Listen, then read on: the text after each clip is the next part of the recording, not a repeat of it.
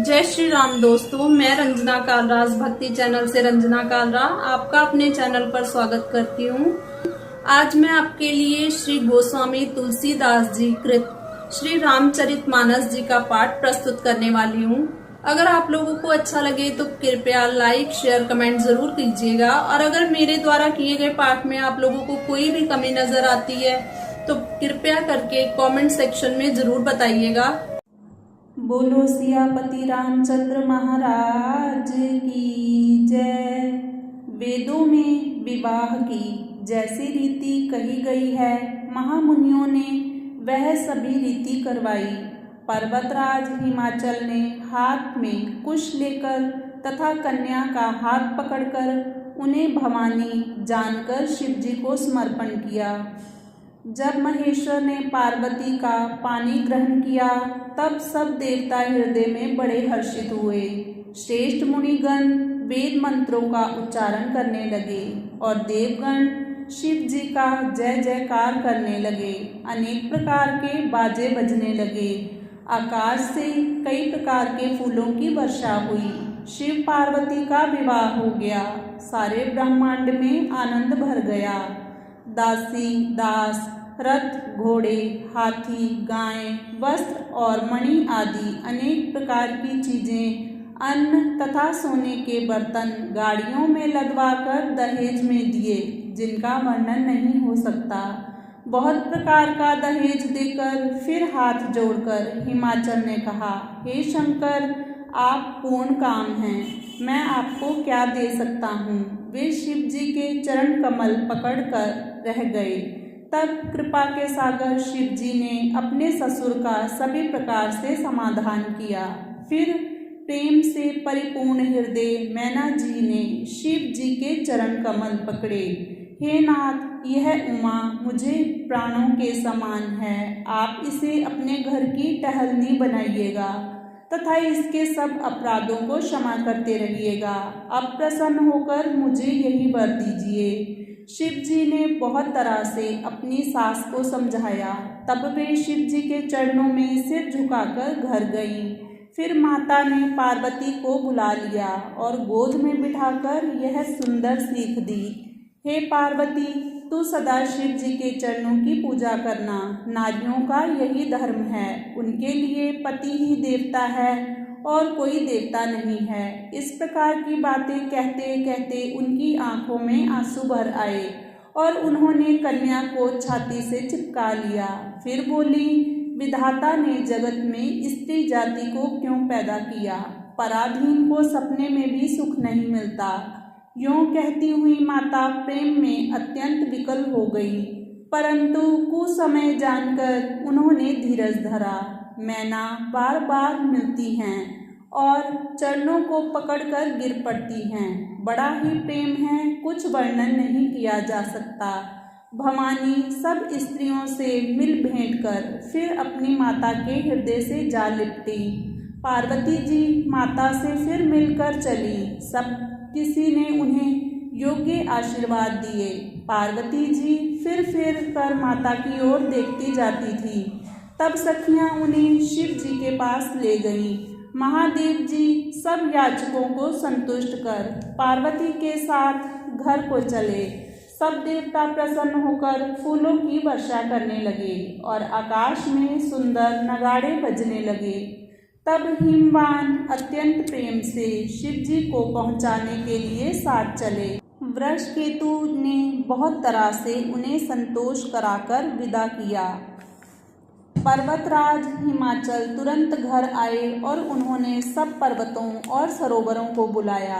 हिमवान ने आदर, दान, विनय और बहुत सम्मान पूर्वक सबकी विदाई की। जब शिव जी कैलाश पर्वत पर पहुँचे तब सब देवता अपने अपने लोकों को चले गए।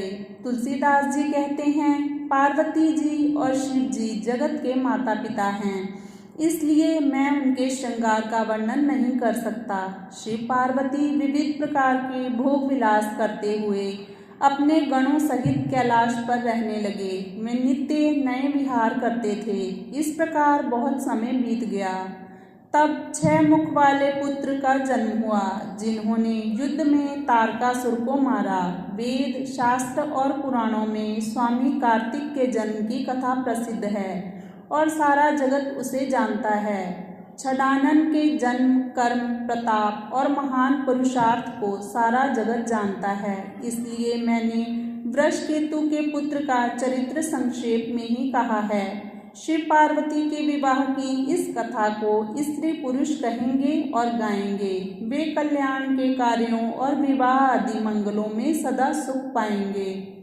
गिरजापति महादेव जी का चरित्र समुद्र के समान है, उसका पार वेद भी नहीं पा सकते। तब अत्यंत मंद बुद्धि और गंवार तुलसीदास उसका वर्णन कैसे कर सकता है। शिव जी के रसीले और सुहावने चरित्र को सुनकर मुनि भारद्वाज जी ने बहुत ही सुख पाया। कथा सुनने की उनकी लालसा बहुत बढ़ गई। आंखों में जल भर आया तथा रोमावली खड़ी हो गई। वे प्रेम में मुग्ध हो गए, मुख से वाणी नहीं निकलती। उनकी यह दशा देखकर ज्ञानी मुनि याज्ञवल्क्य बहुत प्रसन्न हुए। हे मुनीश, आहा आहा, तुम्हारा जन्म धन्य है। तुमको गौरीपति शिव जी प्राणों के समान प्रिय हैं। शिव जी के चरण कमलों में जिनकी प्रीति नहीं है वे श्री रामचंद्र जी को स्वप्न में भी अच्छे नहीं लगते। विश्वनाथ श्री शिव जी के चरणों में निष्कपट प्रेम होना यही राम भक्त का लक्षण है। शिव जी के समान रघुनाथ जी का व्रत धारण करने वाला कौन है, जिन्होंने बिना ही पाप के सती जैसी स्त्री को त्याग दिया और प्रतिज्ञा करके श्री रघुनाथ जी की भक्ति को दिखा दिया। हे भाई, श्री रामचंद्र जी को शिव जी के समान और कौन प्यारा है। मैंने पहले ही शिव जी का चरित्र कहकर तुम्हारा भेद समझ लिया। तुम श्री रामचंद्र जी के पवित्र सेवक हो और समस्त दोषों से रहित हो। मैंने तुम्हारा गुण और शील जान लिया। अब मैं श्री रघुनाथ जी की लीला कहता हूँ, सुनो। हे मुनि सुनो, आज तुम्हारे मिलने से मेरे मन में जो आनंद हुआ है वह कहा नहीं जा सकता। हे मुनीश्वर, रामचरित्र अत्यंत अपार है। 100 करोड़ शेष जी भी उसे नहीं कह सकते। तथापि जैसे मैंने सुना है वैसा वाणी के स्वामी और हाथ में धनुष लिए हुए प्रभु श्री रामचंद्र जी का स्मरण करके कहता हूँ। सरस्वती जी कठपुतली के समान हैं और अंतर्यामी स्वामी श्री रामचंद्र जी सूत्रधार हैं। अपना भक्त जानकर जिस कवि पर वे कृपा करते हैं उसके हृदय रूपी आंगन में सरस्वती को वे नचाया करते हैं। उन्हीं कृपालु श्री रघुनाथ जी को मैं प्रणाम करता हूँ और उन्हीं के निर्मल गुणों की कथा कहता हूँ। कैलाश पर्वतों में श्रेष्ठ और बहुत ही रमणीय है, जहाँ शिव पार्वती जी सदा निवास करते हैं। सिद्ध, तपस्वी, योगीगण, देवता, किन्नर और मुनियों के समूह उस पर्वत पर रहते हैं। वे सब बड़े पुण्यात्मा हैं और आनंद कंद श्री महादेव जी की सेवा करते हैं। जो भगवान विष्णु और महादेव जी से विमुख हैं और जिनकी धर्म में प्रीति नहीं है, जो लोग स्वप्न में वहां नहीं जा सकते, उस पर्वत पर एक विशाल बरगद का पेड़ है जो नित्य नवीन और सब काल में सुंदर रहता है। वहां तीनों प्रकार की वायु बहती रहती है और उसकी छाया बड़ी ठंडी रहती है। वह शिव जी के विश्राम करने का वृक्ष है जिसे वेदों ने गाया है। एक बार प्रभु श्री शिव जी उस वृक्ष के नीचे गए और उसे देखकर उनके हृदय में बहुत आनंद हुआ। अपने हाथ से बागंबर बिछाकर कृपालु शिव जी स्वभाव से ही वहां बैठ गए। कुंद के पुष्प, चंद्रमा और शंख के समान उनका गौर शरीर था। बड़ी लंबी भुजाएं थी और वे मुनियों जैसे वस्त्र धारण किए हुए थे। उनके चरण नए लाल कमल के समान थे। नखों की ज्योति भक्तों के हृदय का अंधकार हरने वाली थी। सांप और भस्म ही उनके आभूषण थे और उन त्रिपुरासुर के शत्रु शिव जी का मुख शरद के चंद्रमा की शोभा को हरने वाला था। उनके सिर पर जटाओं का मुकुट और गंगा जी थी। कमल के समान बड़ी बड़ी आंखें थी। उनका नीलकंठ था और वे सुंदरता के भंडार थे। उनके मस्तक पर द्वितीय का चंद्रमा शोभित था। कामदेव के शत्रु शिव जी वहां बैठे हुए ऐसे शोभित हो रहे थे जैसे शांत रस ही शरीर धारण किए बैठा हो। अच्छा मौका जानकर शिव पत्नी माता पार्वती जी उनके पास गई। अपनी प्यारी पत्नी जानकर शिव जी ने उनका बहुत आदर सत्कार किया और अपनी बाईं ओर बैठने के लिए आसन दिया। पार्वती जी प्रसन्न होकर शिव जी के पास बैठ गईं। उन्हें पिछले जन्म की कथा स्मरण हो आई। स्वामी के हृदय में अधिक प्रेम समझकर पार्वती जी हंसकर प्रिय वचन बोली। जो कथा सब लोगों का हित करने वाली है उसे ही पार्वती जी पूछना चाहती हैं। हे संसार के स्वामी, हे मेरे नाथ, हे त्रिपुरासुर का वध करने वाले, आपकी महिमा तीनों लोकों में विख्यात है। चर अचर, नाग, मनुष्य और देवता सभी आपके चरण कमलों की सेवा करते हैं। हे प्रभु, आप समर्थ, सर्वज्ञ और कल्याण स्वरूप हैं। सब कलाओं और गुणों के निधान हैं और योग, ज्ञान तथा वैराग्य के भंडार हैं। आपका नाम शरणागतों के लिए कल्प वृक्ष है। हे सुख की राशि, यदि आप मुझ पर प्रसन्न हैं और सचमुच मुझे अपनी दासी जानते हैं तो हे प्रभु, आप श्री रघुनाथ जी की नाना प्रकार की कथा कहकर मेरा अज्ञान दूर कीजिए। जिसका घर कल्प वृक्ष के नीचे हो वह भला दरिद्रता से उत्पन्न दुख क्यों सहेगा। हे शशिभूषण, हे नाथ, हृदय में ऐसा विचार कर मेरी बुद्धि के बाहरी भ्रम को दूर कीजिए।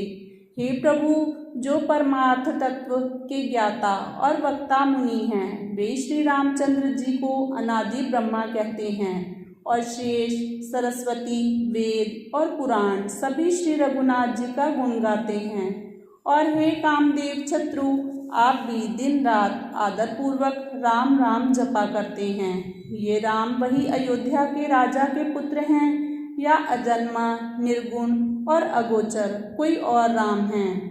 यदि वे राजपुत्र हैं तो ब्रह्मा कैसे, स्त्री के विरह में उनकी मति बावली कैसे हो गई? इधर उनके ऐसे चरित्र देखकर और उधर उनकी महिमा सुनकर मेरी बुद्धि अत्यंत चकरा रही है।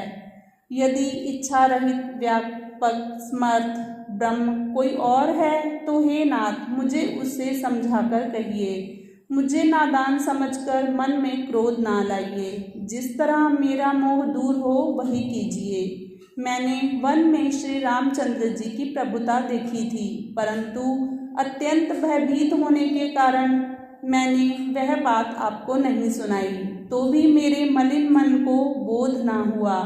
उसका फल भी मैंने अच्छी तरह से पा लिया। अब भी मेरे मन में कुछ संदेह है। आप कृपा कीजिए, मैं हाथ जोड़कर विनती करती हूँ। हे प्रभु, आपने उस समय मुझे बहुत तरह से समझाया था। हे नाथ, यह सोचकर मुझ पर क्रोध ना कीजिए। मुझे अब पहले जैसा मोह नहीं है। अब तो मेरे मन में राम कथा सुनने की रुचि है। हे शेषनाग को अलंकार रूप में धारण करने वाले देवताओं के नाथ, आप श्री रामचंद्र जी के गुणों की पवित्र कथा कहिए। मैं पृथ्वी पर सिर टेक कर आपके चरणों की वंदना करती हूँ और हाथ जोड़कर प्रार्थना करती हूँ। आप वेदों के सिद्धांत को निचोड़कर श्री रघुनाथ जी का निर्मल यश वर्णन कीजिए। यद्यपि स्त्री होने के कारण मैं उसे सुनने की अधिकारिणी नहीं हूँ, तथापि मैं मन, वचन और कर्म से आपकी दासी हूँ। संत लोग जहाँ आर्त अधिकारी पाते हैं वहाँ गूढ़ तत्व भी उससे नहीं छुपाते। हे देवताओं के स्वामी, मैं बहुत ही आर्त भाव से पूछती हूँ। आप मुझ पर दया करके श्री रघुनाथ जी की कथा कहिए। पहले तो वह कारण विचार कर बतलाइए जिससे निर्गुण ब्रह्म सगुण रूप धारण करता है। फिर हे प्रभु, श्री रामचंद्र जी के अवतार की कथा कहिए तथा उनका उदार बाल चरित्र कहिए। फिर जिस प्रकार उन्होंने श्री जानकी जी से विवाह किया वह कथा कहिए। और फिर यह बताइए कि उन्होंने जो राज्य छोड़ा सो किस दोष से। हे नाथ, फिर उन्होंने वन में रहकर जो अपार चरित्र किए तथा जिस तरह रावण को मारा वह कहिए। हे सुख स्वरूप शंकर, फिर आप उन सारी लीलाओं को कहिए जो उन्होंने राज्य पर बैठकर की थी। हे कृपा के धाम, फिर वह अद्भुत चरित्र कहिए जो श्री रामचंद्र जी ने किया। वे रघुकुल शिरोमणि प्रजा सहित किस प्रकार अपने धाम को गए। बोलो सियापति रामचंद्र महाराज की जय।